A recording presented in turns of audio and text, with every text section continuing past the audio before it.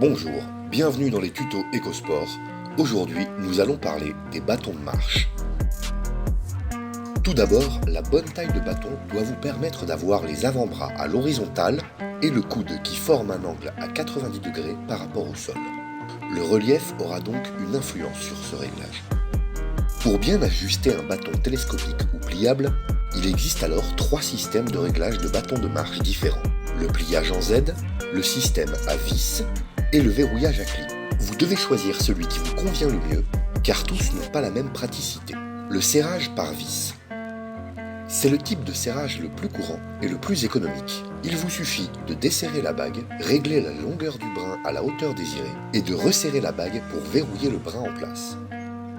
Le serrage par clip. C'est le type de serrage le plus solide, le plus rapide et le plus fiable. Levez le loquet, ajustez les brins à la longueur désirée et abaissez le loquet pour verrouiller le brin en position. Ce système dispose également d'une vis de réglage pour pouvoir déterminer la force de serrage des brins.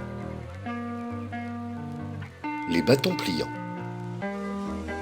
Ici, on dispose d'un système de pliage et de verrouillage en tirant simplement sur le brin supérieur pour les verrouiller.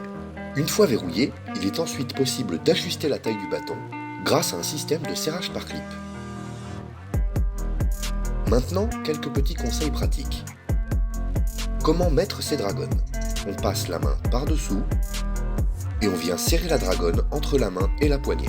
Les dragonnes vous permettent de soulager les mains, les poignets et les avant-bras, ainsi que d'améliorer la répartition du poids et vos appuis.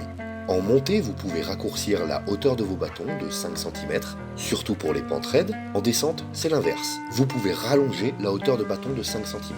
En dévers, vous pouvez raccourcir votre bâton amont et agrandir votre bâton aval. Certains bâtons possèdent un manchon afin de vous apporter du bon grip, et ce pour éviter de dérégler votre bâton à chaque fois. En espérant que ce tutoriel vous aura été utile, EcoSport vous souhaite de belles promenades et vous dit à bientôt sur les sentiers.